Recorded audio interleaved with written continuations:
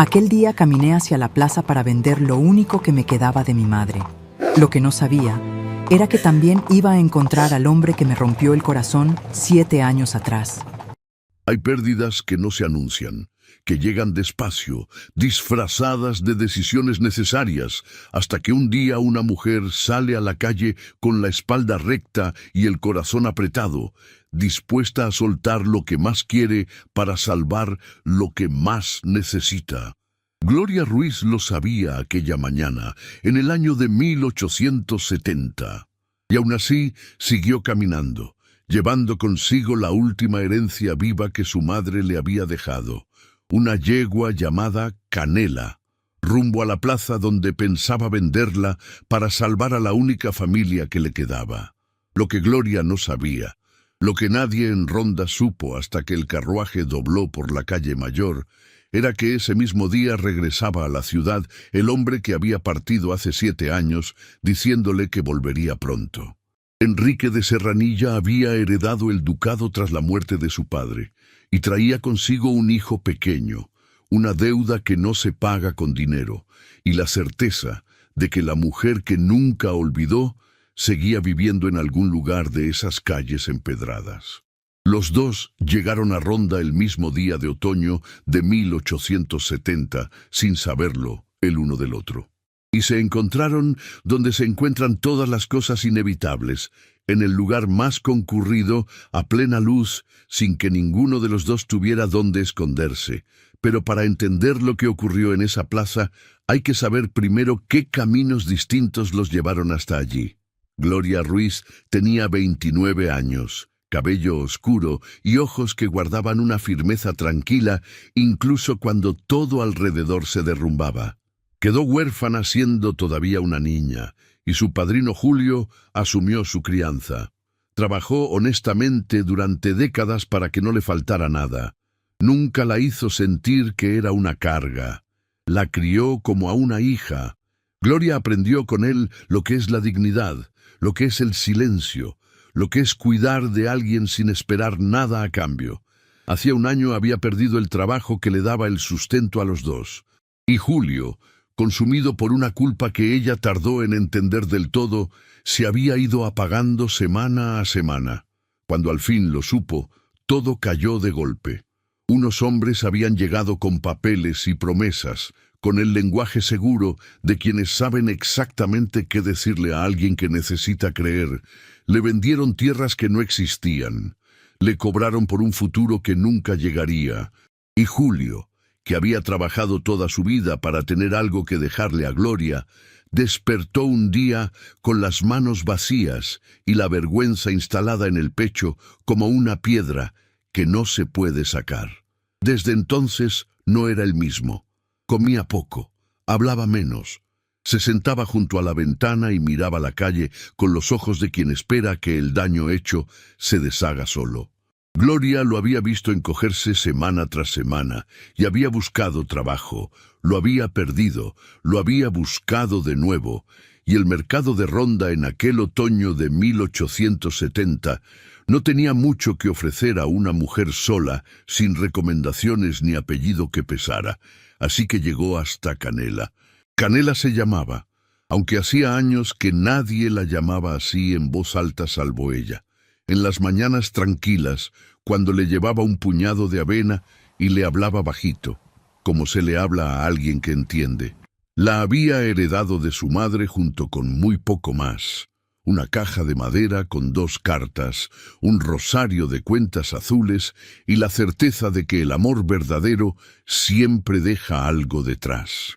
Canela era ese algo. La prueba de que hubo una mujer que vivió, que quiso, que dejó una hija en el mundo antes de irse, y ahora Gloria la llevaba a vender.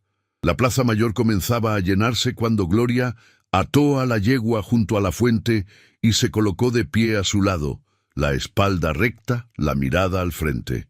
No puso letrero, no hizo falta. En un pueblo como Ronda, basta con pararse en el lugar correcto con algo que vender para que los interesados aparezcan solos. Aparecieron. Un tratante de ganado le ofreció la mitad de lo que valía.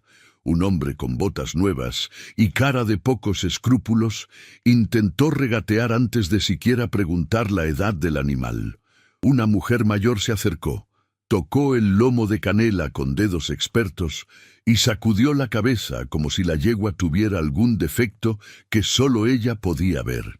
Gloria respondió a todo con calma. Fue entonces cuando el carruaje se detuvo demasiado cerca. No levantó la vista de inmediato. Pero algo en el silencio que siguió, en la forma en que el murmullo de la plaza pareció reorganizarse alrededor de un punto fijo, la obligó a mirar. Y cuando lo hizo, el mundo tardó un segundo exacto en volver a funcionar. Enrique de Serranilla se había bajado del carruaje con la misma naturalidad con que los hombres de su clase hacen todo, como si el espacio que ocupan les perteneciera por derecho de nacimiento.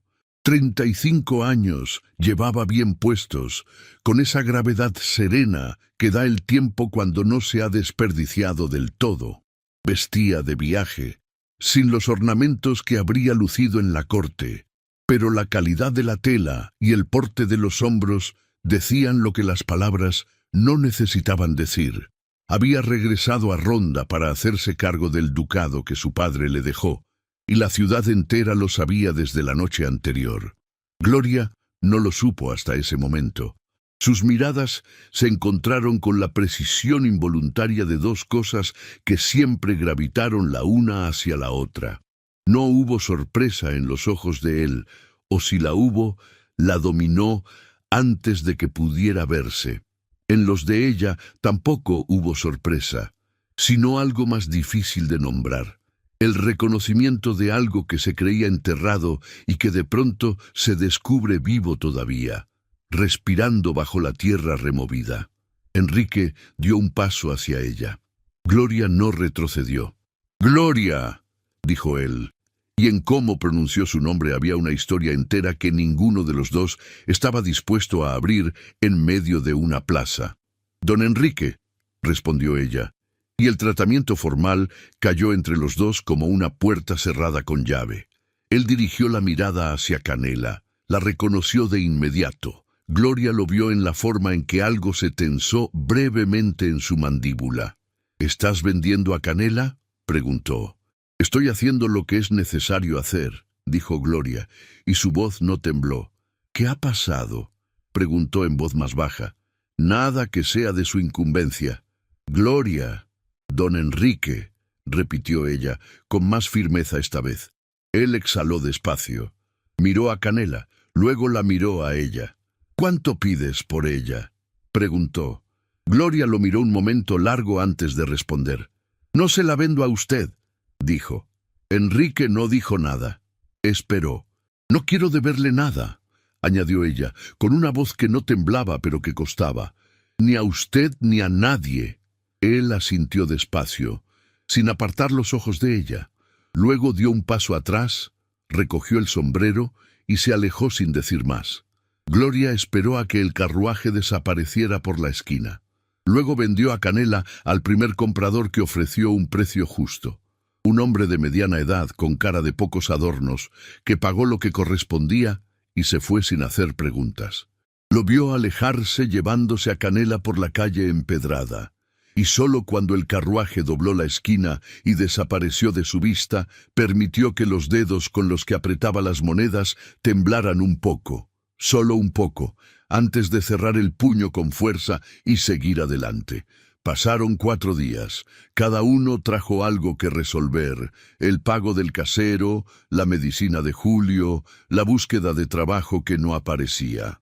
Las monedas alcanzaron para cubrir lo urgente, pero lo urgente tenía la mala costumbre de renovarse solo. Fue en la tarde del 4.º día cuando llamaron a la puerta. Gloria abrió esperando cualquier cosa menos lo que encontró. Enrique de Serranilla estaba en el umbral sin el carruaje, sin acompañantes, con el sombrero en la mano. «Necesito hablar con usted», dijo. Gloria no se apartó de inmediato. «Don Enrique», respondió, con el mismo tono medido del día de la plaza. «No vengo a ofrecerle caridad», dijo él. «Vengo a ofrecerle trabajo». Ella lo dejó pasar. Se sentaron en la sala pequeña donde Julio dormitaba en el sillón del rincón, y Enrique explicó con la brevedad de quien respeta el tiempo ajeno. Su abuela, doña Lucía, tenía 74 años y una salud que pedía compañía constante. No era una enferma grave, pero era frágil, olvidadiza en los bordes, y los días largos de la casona de Serranilla no le hacían bien a la soledad.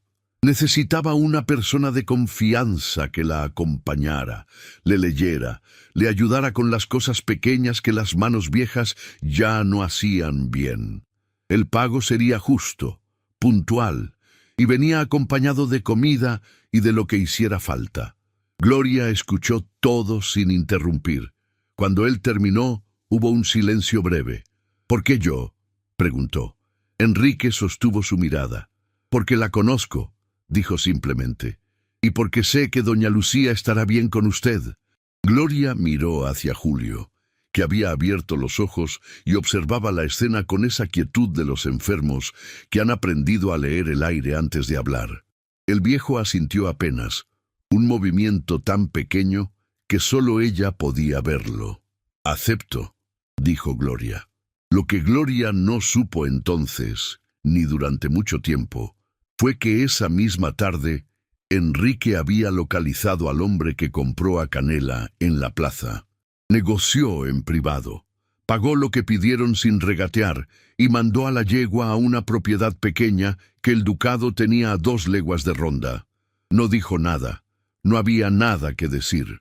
Llegó a la casona de Serranilla 3 días después, con una bolsa de ropa y la caja de madera de su madre bajo el brazo.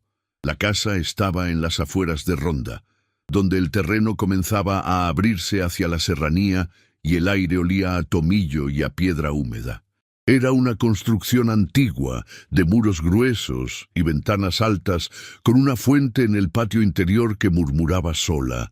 No era un palacio, pero tenía la solidez tranquila de los lugares que han visto mucho y han guardado silencio sobre todo. Presentación. La criada la recibió en la entrada y la condujo hasta el ala donde vivía doña Lucía. Fue en el patio, antes de llegar a las habitaciones de la anciana, donde lo vio. Nicolás estaba sentado en el suelo junto a la fuente, con las rodillas dobladas y los ojos fijos en el agua. Tendría 3 años, quizás un poco más. El cabello oscuro le caía sobre la frente. Los zapatos estaban torcidos porque nadie los había abrochado bien esa mañana, y en las manos sostenía una piedra pequeña con la concentración absoluta que solo tienen los niños y los sabios. No levantó la vista cuando Gloria pasó cerca. Ella tampoco se detuvo. Doña Lucía la esperaba, sentada junto a la ventana de su cuarto, envuelta en un chal de lana a pesar del calor templado de la tarde. Era una mujer pequeña, de huesos finos y piel que el tiempo había vuelto transparente en los bordes, pero con unos ojos oscuros y vivos que desmentían cualquier idea de fragilidad. Observó a Gloria entrar con la misma atención con que un pájaro observa algo nuevo en su territorio, sin miedo, con curiosidad genuina. «Así que tú eres Gloria», dijo, y en su voz había una calidez directa, sin adornos. «Sí, doña Lucía, siéntate. No me gustan las personas que se quedan de pie cuando hay sillas». Gloria obedeció. La anciana le preguntó por Julio, por su vida, por lo que le gustaba leer. No le preguntó por Enrique. Cuando Gloria se levantó para retirarse al cuarto que le habían asignado, doña Lucía la tomó de la mano con una suavidad que no pedía permiso. «Me alegra que hayas venido», dijo mirándola a los ojos. «Esta casa necesitaba más vida de la que tiene». Gloria asintió, murmuró las palabras correctas y salió al corredor. Caminó despacio hasta su cuarto, dejó la bolsa sobre la cama, abrió la ventana que daba al patio interior y miró hacia abajo. Nicolás seguía junto a la fuente. Ahora tenía 2 piedras, y Enrique estaba de pie a poca distancia, observando al niño. Sintió que Gloria lo miraba antes de voltearse. Levantó los ojos hacia la ventana. Ella no se apartó a tiempo. Se miraron un segundo, apenas uno, antes de que Gloria cerrara los postigos con calma deliberada y se sentara en el borde de la cama en la penumbra quieta del cuarto. Afuera, el agua de la fuente seguía murmurando sola. Los días en la casona de Serranilla tenían un ritmo propio. Gloria se despertaba antes del amanecer, bajaba a la cocina donde Presentación ya tenía el fuego encendido, y luego subía a las habitaciones de doña Lucía para comenzar el día. La anciana no quería enfermera ni sirvienta, quería compañía, que alguien le leyera las cartas de sus sobrinas en Málaga, que le ayudara a desenredar la lana cuando los dedos no obedecían, que se sentara con ella a ver cómo la luz cambiaba sobre los tejados de Ronda. Tenía opiniones firmes sobre todo, y hablaba de Enrique con naturalidad, sin trampa aparente, como quien menciona el tiempo. Gloria aprendió a escuchar sin responder demasiado. De niño era terco como una mula, dijo doña Lucía una mañana, sin levantar los ojos de la labor que intentaba sostener entre los dedos. Se caía, se levantaba y volvía a hacer exactamente lo mismo que lo había hecho caer. Su madre decía que eso era valentía. Yo decía que era orgullo. Las dos teníamos razón. Gloria siguió pasando las páginas del libro que tenía en las manos.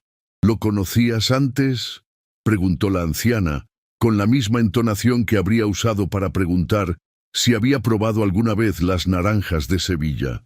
Nos conocimos hace algunos años, respondió Gloria, con cuidado. Doña Lucía asintió despacio. Los años hacen cosas raras con las personas, dijo, y no añadió nada más. Fue Nicolás quien rompió primero el hielo. No lo hizo con palabras, porque Nicolás era un niño de pocas palabras y muchas observaciones. Lo hizo un martes por la tarde, cuando Gloria cruzaba el patio con una bandeja y él estaba sentado en su lugar habitual junto a la fuente, esta vez con un barco de papel que no conseguía mantenerse a flote. El barco se hundía cada vez que lo ponía en el agua. Él lo sacaba, lo sacudía, lo volvía a poner. Se hundía, lo sacaba, lo volvía a poner. Gloria se detuvo. Dejó la bandeja en el banco de piedra, tomó el barco de papel con cuidado, lo dobló por las esquinas de una manera diferente, impermeabilizando los bordes tanto como el papel permitía, y lo colocó en el agua. El barco flotó. No por mucho tiempo, pero flotó. Nicolás la miró. Tenía los ojos de su padre, esa misma oscuridad tranquila que observaba antes de concluir. Gloria recogió la bandeja y siguió su camino. Al día siguiente, Nicolás estaba esperándola en el patio con otro barco de papel. Así empezó todo. En los días que siguieron, sin que nadie lo decidiera en voz alta, Nicolás comenzó a aparecer cerca de donde Gloria estuviera. No pedía nada, no interrumpía, simplemente estaba. Se sentaba en el suelo del cuarto de doña Lucía, mientras Gloria le leía a la anciana, con los ojos entreabiertos y la piedra de siempre entre los dedos. Esperaba en el corredor cuando Gloria bajaba a buscar algo a la cocina. Una tarde, cuando ella estaba remendando una manga del chal de Lucía junto a la ventana, se subió al sillón de al lado sin decir nada y se quedó dormido con la cabeza apoyada contra su brazo. Gloria no se movió hasta que Presentación vino a buscarlo. Se cruzaba con Enrique en los corredores, en el patio, en la entrada cuando él volvía de sus gestiones. Él inclinaba la cabeza levemente. Ella respondía con el mismo gesto. Palabras cuando eran necesarias, silencio cuando no lo eran. Pero los equilibrios sostenidos por esfuerzo tienen la costumbre de cansarse solos. Una noche, tarde, Gloria bajó a buscar agua. Entró a la sala y encontró a Enrique sentado ante el escritorio, con papeles extendidos frente a él. «Perdone», dijo Gloria. «No sabía que estaba aquí». «No importa», respondió él, sin levantar la vista. Ella fue hacia la jarra de agua, sirvió un vaso y estaba a punto de retirarse cuando la voz de Enrique la detuvo. «¿Julio está mejor?» Gloria se volvió despacio. Algo mejor, dijo. Enrique asintió, mirando los papeles sin verlos. Me alegra, don Enrique, dijo Gloria. ¿Qué son esos papeles? Él dudó un instante. Documentos sobre las tierras que vendieron a Julio. Estoy tratando de entender cómo funcionó el engaño. ¿Por qué? Porque lo que le hicieron estuvo mal, dijo. Y porque tengo los medios para averiguar quiénes fueron. No le pedí eso. Lo sé. No quiero deberle nada más de lo que ya le debo. No le estoy pidiendo que me deba nada, Gloria. Fue la primera vez que pronunció su nombre sin el tratamiento, sin la distancia formal, en todos los días que llevaban bajo el mismo techo. Ninguno de los dos lo señaló, pero los dos lo oyeron. Gloria apretó el vaso entre los dedos un momento. Dio media vuelta para retirarse y el pie derecho encontró el escalón bajo que separaba el estudio del corredor. Ese escalón que Presentación le había advertido el primer día y que ella siempre recordaba en la luz del día. En la oscuridad, no. Perdió el equilibrio en silencio, sin tiempo para prepararse. Enrique se levantó por reflejo.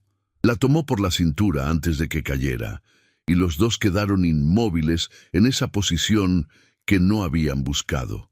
Él de pie, ella con una mano apoyada en su pecho para sostenerse, los dos respirando el mismo aire quieto de la casa dormida. Gloria sintió el calor de él a través de la tela, y un olor a madera y a tinta, y a algo más antiguo que no supo nombrar, pero que reconoció sin querer. Ninguno habló. Enrique no la soltó de inmediato. Ella no se apartó de inmediato. Hubo un segundo, uno solo, cargado como los segundos que duran años, en que los ojos de los dos estuvieron demasiado cerca en la penumbra. Fue Gloria quien se movió primero. Se enderezó despacio, retiró la mano de su pecho con una calma que le costó más de lo que nadie habría podido ver, y recogió el vaso que había caído sin romperse. «Gracias», dijo, y su voz sonó exactamente como quería que sonara. Serena, sin fisuras. «Buenas noches, don Enrique», añadió, y subió las escaleras sin mirar atrás, con los dedos todavía tibios del contacto y el corazón haciendo un ruido que agradeció que él no pudiera oír. Doña Lucía, que no dormía tan profundo como aparentaba, oyó los pasos de Gloria en el corredor superior, más rápidos que de costumbre, y sonrió hacia la oscuridad de su cuarto. Octubre llegó a Ronda con viento del norte y las primeras lluvias de la serranía. Nicolás había descubierto que las hojas flotaban mejor que los barcos de papel, y Gloria lo encontraba a menudo agachado junto al agua con las mejillas coloradas y una seriedad de investigador que ella había dejado de encontrar graciosa para empezar a encontrar entrañable. Desde la noche de los papeles algo había cambiado, tan levemente que habría sido imposible señalarlo, pero Gloria lo sentía en cada cruce de miradas, en la distancia que él mantenía siempre calculada. Había visto los papeles multiplicarse sobre el escritorio y las cartas que llegaban desde Sevilla y desde Málaga. Fue doña Lucía quien lo nombró primero, con la franqueza que se había convertido en su forma favorita de decir las cosas importantes. Era una tarde de lluvia y Gloria le leía en voz alta cuando la anciana habló sin abrir los ojos del todo. «Enrique te quería mucho, ¿sabes?» Gloria bajó el vaso despacio. «Doña Lucía, no te estoy preguntando nada», dijo la anciana con suavidad pero con firmeza. «Te estoy diciendo algo. Hay diferencia». Gloria no respondió. «Cuando se fue de Ronda», continuó doña Lucía, abriendo los ojos ahora y mirando hacia la ventana, «no se fue porque quisiera. Su padre era un hombre que confundía el amor con la autoridad, y Enrique era demasiado joven todavía para saber que hay batallas que se deben dar, aunque cuesten». Hizo una pausa. «El matrimonio con Adela fue una orden, no una elección, y él la cumplió porque así lo habían formado. Pero lo que dejó aquí», tocó el pecho con un dedo, «no lo dejó por voluntad». Gloria tenía los ojos fijos en el libro abierto sobre sus rodillas. Sufrió, dijo en voz baja. Sufrió, confirmó doña Lucía. Y tú también, y los dos perdieron años que no van a volver. La anciana giró la cabeza hacia ella con esa mirada oscura y viva que no engañaba a nadie. La pregunta no es qué pasó, Gloria. La pregunta es qué van a hacer con lo que queda. Gloria cerró el libro. No es tan sencillo, dijo. Nunca lo es, respondió la anciana. Pero tampoco es tan complicado como ustedes dos se empeñan en hacerlo. Esa noche, Gloria tardó mucho en dormirse. Pensó en Adela, la esposa muerta. No la odiaba. No podía odiar a una mujer que había muerto en el parto, que había cumplido su papel sin haber elegido tampoco el suyo. Se preguntó si habría sido distinto de haber esperado menos, si el pretendiente que rechazó, el hombre honesto de conversación previsible, le habría dado una vida suficiente. Afuera llovía. El agua golpeaba los postigos con paciencia. Enrique, en el piso de abajo, tampoco dormía. Tenía frente a él la declaración de un notario de Málaga. Había pasado la tarde anterior discutiendo con ese hombre, que exigía discreción a cambio de cada dato, que negaba conocer los nombres completos y luego los recordaba de pronto cuando Enrique ponía sobre la mesa el precio exacto de su silencio convertido en colaboración. No fue una conversación limpia. Enrique había tenido que hablar de una manera que no le gustaba, con la frialdad calculada de quien sabe que la justicia, a veces, requiere moverse en los mismos márgenes que el engaño. Lo que el notario le entregó confirmaba lo que sospechaba. Los hombres que engañaron a Julio operaban con método, con documentos falsos que imitaban sellos reales, con propiedades en litigio vendidas varias veces. Habían estafado a por lo menos otras 4 personas en la provincia. Enrique leyó el documento 3 veces, luego lo dobló, lo guardó y se quedó sentado mirando la llama de la lámpara. Escribió esa misma noche 2 cartas, al gobernador civil de Málaga, la primera, al juez de primera instancia de Ronda, la segunda. No eran cartas cordiales, eran cartas que usaban el peso del ducado como palanca, que dejaban claro que el asunto tenía ojos encima y que la inacción tendría costos. Las selló, las dejó preparadas para el correo del amanecer y apagó la lámpara. En algún lugar de la planta alta, unos pasos ligeros cruzaron el corredor y se detuvieron. Luego, silencio. Él conocía esos pasos. Por la mañana, cuando Gloria bajó a la cocina antes del amanecer, encontró sobre la mesa un tazón de leche caliente y una nota doblada en 2. La nota tenía 3 palabras escritas con la letra recta y firme que ella habría reconocido entre miles. Julio estará bien. No había firma, no hacía falta. Gloria dobló el papel con cuidado, lo guardó en el bolsillo del delantal y bebió la leche caliente frente a la ventana mientras la lluvia seguía cayendo sobre Ronda y el amanecer se tomaba su tiempo en llegar. No sonrió, o si lo hizo, fue tan brevemente que casi no contó. Casi. Las semanas que siguieron fueron tensas de una manera distinta. Enrique había ido a Sevilla 3 días, sin explicar el motivo con claridad, y volvió con el semblante cerrado y una carta que guardó directamente en el cajón del escritorio, sin leerla delante de nadie. Gloria lo cruzó en el corredor esa tarde, y él le preguntó por doña Lucía con una brevedad que no era descortesía, sino concentración, como si tuviera la cabeza en otro lugar y el cuerpo apenas había llegado. «Bien», respondió Gloria. «Durmió toda la mañana». «Bien», repitió él, y siguió caminando. Esa noche Gloria oyó desde su cuarto el sonido de una silla que se arrastraba con brusquedad en el estudio, y luego silencio. Nada más. 2 días después, llegó una respuesta del juzgado de Ronda. Gloria la vio en manos de presentación y no preguntó nada. Pero esa tarde, cuando pasó frente al estudio, la puerta estaba entreabierta y Enrique hablaba con alguien, un hombre que Gloria no conocía, con voz baja y acento de Málaga. Y en la voz de Enrique Había algo que ella no le había oído antes. Una dureza sin adornos, la voz de alguien que no está pidiendo, sino estableciendo. Los nombres que me dio no coinciden con los registros, decía Enrique.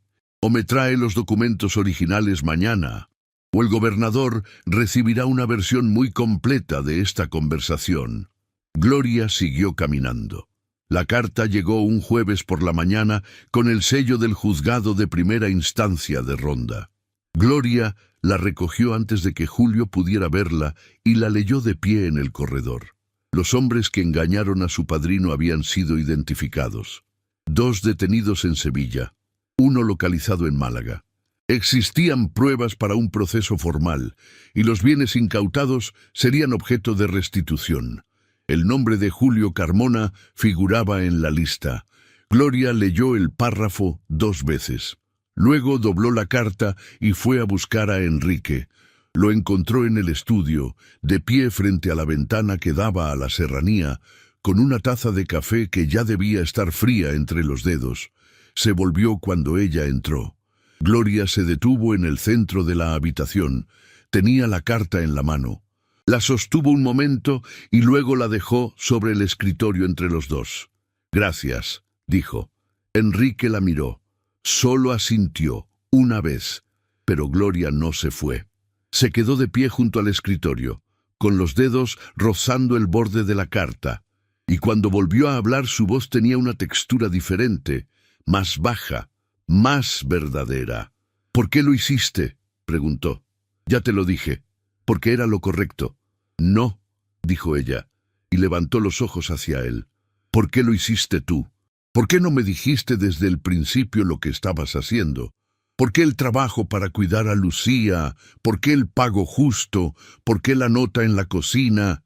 Hizo una pausa. «¿Por qué todo esto, Enrique?» Era la primera vez que ella pronunciaba su nombre sin el tratamiento.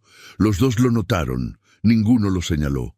Enrique dejó la taza sobre el alféizar de la ventana.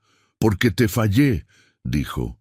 «Sí», respondió Gloria, y en esa sola palabra había algo que no era perdón ni condena, sino una afirmación que llevaba años esperando ser pronunciada. «Me fui sabiendo que te estaba dejando sola», continuó él. «Me dije que volvería pronto, que sería cuestión de meses. Pero mi padre era un hombre que sabía exactamente qué palancas mover para que yo no pudiera negarme». Una pausa. El matrimonio con Adela fue su condición para no desheredar el ducado, y yo la acepté porque creí que el deber era más importante que lo que sentía. Me equivoqué. «¿Eso es todo?», dijo Gloria. Su voz no era suave. «¿Un error de cálculo? Elegiste mal y listo». Enrique la miró. «No», dijo, «no fue solo un error de cálculo. Fui cobarde. Eso es más difícil de decir, pero es más verdadero». Gloria se apartó del escritorio y fue hacia la ventana del otro extremo, la que daba al patio interior. Abajo, Nicolás perseguía una hoja arrastrada por el viento. Presentación lo observaba desde la puerta de la cocina con los brazos cruzados. «Pasaron 7 años», dijo Gloria, sin volverse. «Lo sé, 7 años, Enrique». Y ahora sí había algo en su voz que no era solo información. Era todo lo que esos años habían contenido. La espera, la renuncia, el pretendiente rechazado, las noches contando monedas, Julio encogido en su sillón, Canela vendida. No fueron 7 años fáciles. Y yo no tenía a nadie, ninguna abuela, ninguna casa grande, ningún nombre que abriera puertas. Tenía a Julio y tenía a Canela, y los dos estaban a punto de irse también. «Lo sé», repitió él. «No, no lo sabes». Se volvió hacia él, y en su mirada no había elegancia ni contención, había furia, una furia vieja y cansada que por fin encontraba el lugar donde depositarse. «Tú tenías el ducado, tenías a Lucía, tenías a Nicolás, tenías un mundo entero esperándote aquí. Yo tenía una casa que se caía y un padrino que ya no reconocía su propio nombre en los papeles que le habían robado. No es lo mismo, Enrique, no es lo mismo, y los dos lo sabemos. Él no respondió de inmediato. Cuando habló, su voz era más baja que antes. «Tienes razón», dijo. «No es lo mismo. Y no hay nada que yo pueda decirte que deshaga eso». Una pausa. «Solo puedo decirte que si hubiera podido elegir distinto, lo habría hecho. Y que vine aquí, a esta ciudad, a esta casa, sabiendo que quizás no ibas a dejarme acercarme nunca. Y vine igual». Se levantó de donde estaba y cruzó la habitación despacio. Se detuvo a su lado, frente a la misma ventana, sin tocarla. Abajo, Nicolás seguía persiguiendo hojas. Enrique no dijo nada más, y tampoco se apartó, y el silencio entre los dos tuvo una densidad distinta a todos los silencios anteriores. Gloria lo miró un momento largo. «Tiene tus ojos», dijo al fin, mirando hacia Nicolás abajo, «y tu manera de mirar las cosas antes de tocarlas». «Gloria, no te estoy perdonando», dijo, y su voz volvía a tener esa precisión que era su forma de decir lo que era verdad. «No todavía. No es algo que se decide en una habitación porque alguien dijo las palabras correctas. Pero te estoy escuchando, y eso, viniendo de mí, es más de lo que creí que sería capaz de darte cuando te vi en la plaza». «Es suficiente», dijo él. «Por ahora», respondió ella. Julio recibió la noticia esa misma tarde. Gloria se la dio con la voz tranquila de quien ha aprendido a entregar las cosas buenas con la misma calma que las malas. El viejo la escuchó con los ojos cada vez más brillantes, y cuando ella terminó, se quedó callado, con la mandíbula apretada. «La casa», dijo por fin. «La casa sigue siendo tuya, padrino». Julio cerró los ojos. 2 lágrimas le cruzaron la cara, y Gloria le tomó las manos entre las suyas sin decir nada más. Esa noche, por primera vez en muchos meses, Julio comió todo lo que había en el plato. Fue doña Lucía quien encontró a Gloria más tarde, sentada en el banco de piedra del patio con la oscuridad ya instalada y las estrellas asomando sobre los tejados de la serranía. La anciana se acercó despacio, con el chal bien ajustado y los pasos cuidadosos de quien ya no se fía del todo del suelo de noche, y se sentó a su lado sin preguntar si podía. Estuvieron calladas un momento, las dos mirando el cielo. «¿Cómo estás?», preguntó doña Lucía. «Confundida», dijo Gloria. «Eso es buena señal», dijo la anciana. «La confusión significa que algo se está moviendo. Lo peor es cuando todo está quieto y ya no duele nada». Gloria apoyó la cabeza un momento en el hombro de la anciana, un gesto breve, casi involuntario, y doña Lucía no se movió. La dejó estar. Arriba, en el estudio, la lámpara de Enrique seguía encendida. La primavera llegó a Ronda sin pedir permiso, como llega siempre en la serranía andaluza, de golpe, con una generosidad casi indecente, llenando los márgenes del camino de jaras blancas y convirtiendo los tejados en superficies doradas, bajo un sol que ya no picaba, sino que acariciaba. Los almendros del patio de la casona florecieron en una sola semana, y Nicolás descubrió que si sacudía las ramas, caía una nieve pequeña y perfumada que se le posaba en el cabello y en los hombros, como si el árbol quisiera vestirlo. Gloria lo encontró una mañana completamente cubierto de pétalos, con los brazos extendidos y la cara hacia arriba, girando despacio en el centro del patio, con los ojos cerrados. Se detuvo en el umbral y lo miró sin decir nada. Nicolás abrió los ojos y la vio. «Nieve», dijo, señalando los pétalos con absoluta seriedad. «Nieve», confirmó ella. El niño sonrió. Era la primera vez que Gloria le veía sonreír de verdad, con todos los dientes y sin reservas. Y el parecido con Enrique en ese momento fue tan exacto que ella tuvo que mirar hacia otro lado. Los procesos legales avanzaron con la lentitud característica de la justicia provincial, pero avanzaron. A finales de marzo, el juez de primera instancia dictó sentencia contra los 3 hombres implicados en la estafa. Los bienes incautados alcanzaban para compensar a las víctimas con una parte significativa de sus pérdidas. Julio recibiría su restitución en 2 pagos, el primero de los cuales llegaría antes de que terminara el mes. Enrique se lo comunicó a Gloria una tarde en el corredor, de paso. Ella lo escuchó, asintió, y cuando él ya se alejaba, lo llamó por su nombre. Él se volvió. Gloria tenía las manos entrelazadas delante, la espalda recta, los ojos directos. «Quiero decirte algo», dijo. «Te escucho. Te dije que no te perdonaba todavía». Una pausa breve. «Ya no es verdad». Enrique no respondió de inmediato. «¿Qué cambió?», se preguntó. «Nada cambió de golpe», dijo ella. «Fue todo junto. Julio durmiendo tranquilo por primera vez en meses. Nicolás con sus pétalos de nieve esta mañana. Lucía tomándome la mano como si me conociera de toda la vida. Sus ojos no se apartaron de los de él. Y tú, haciendo todo lo que hiciste sin pedirme nada a cambio, sin exigirme que lo viera de una manera determinada». Hizo una pausa. «Eso no lo hace cualquiera». Enrique dio un paso hacia ella, solo uno, como si quisiera darle espacio para retroceder si lo necesitaba. Ella no retrocedió. «Gloria», dijo, y en cómo pronunció su nombre esta vez había algo que no había estado antes. «No quiero volver a irme. No quiero que pase otro año, ni otro mes, sin que sepas que regresé porque esto es donde quiero estar. No por el ducado, no por la casa, no por ninguna obligación». Una pausa. «Por ti». El patio olía a almendro y a tierra húmeda.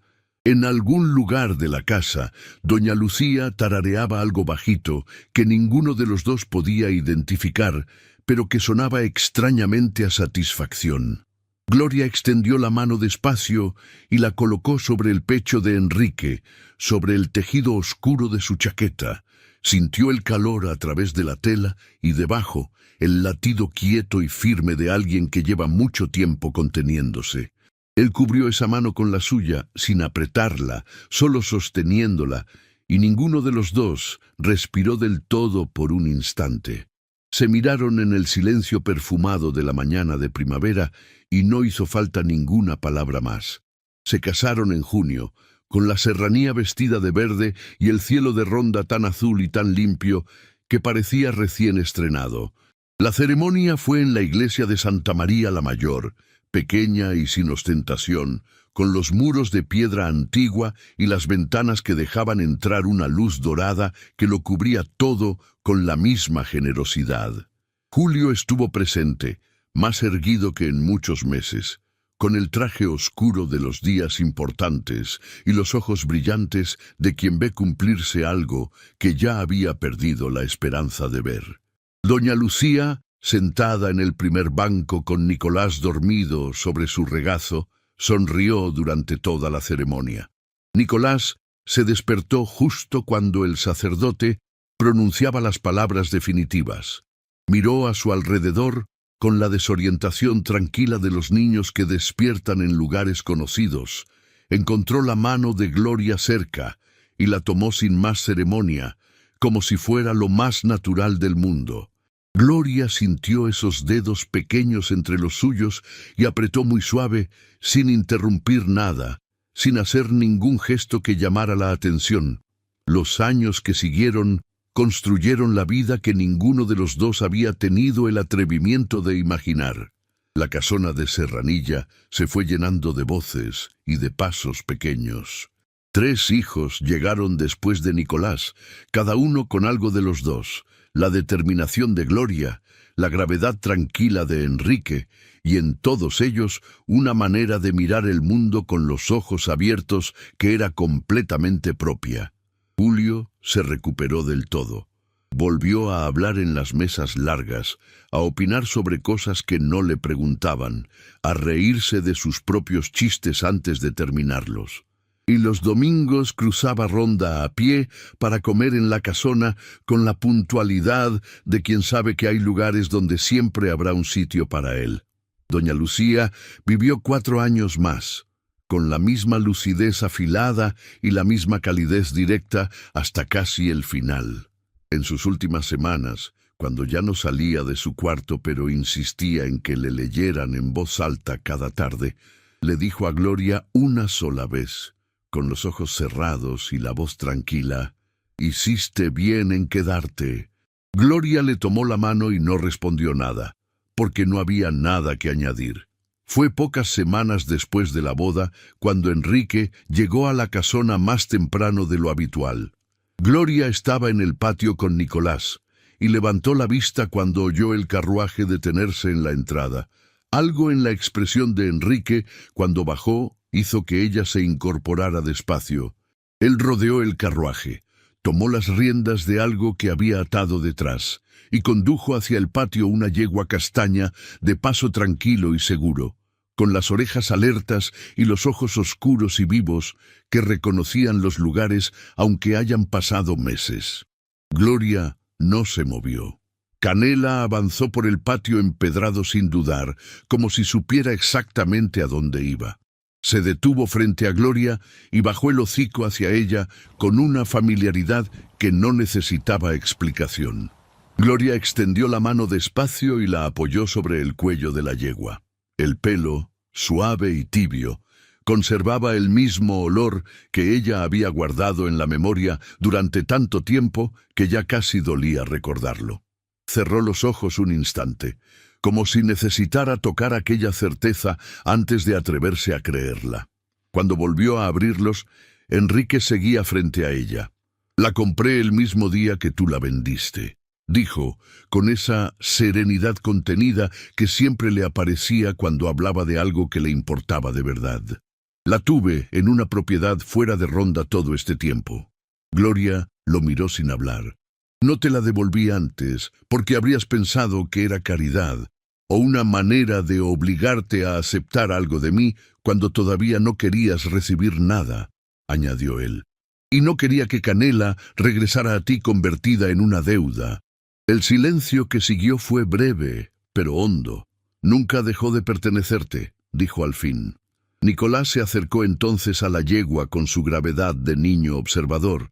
Le ofreció la palma abierta como Gloria le había enseñado, y cuando Canela la olisqueó con mansedumbre, alzó los ojos hacia ella. «Es tuya», murmuró Gloria, todavía con la voz tomada por la emoción.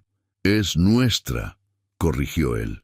Gloria lo miró, luego miró a Enrique, y por fin volvió a posar la mano sobre el cuello tibio de Canela, sintiendo que algo dentro de ella, algo que había permanecido en silencio durante años, terminaba por acomodarse en su sitio. «Sí», dijo al fin, con una ternura serena que ya no necesitaba defenderse de nada. «Es nuestra, porque a veces, cuando el amor ha aprendido a esperar, la vida no solo repara, devuelve. Gracias por quedarse conmigo hasta el final de esta historia. De verdad, cada una de ustedes que llega hasta aquí me llena el corazón. Si todavía no se han suscrito a Cuentos de Amor de Época, háganlo ahora. Siempre traigo historias nuevas, amores que resisten, mujeres que no se rinden y finales que se ganan con el tiempo. Y cuéntenme en los comentarios, ¿qué momento de esta historia las tocó más? ¿Fue Gloria soltando las riendas de Canela en la plaza? ¿La nota con 3 palabras en la cocina? ¿O esa tarde en el patio cuando Canela volvió a casa? Y para recibir un saludo especial, escriban en los comentarios la palabra esperanza. Hasta el próximo cuento, con mucho cariño.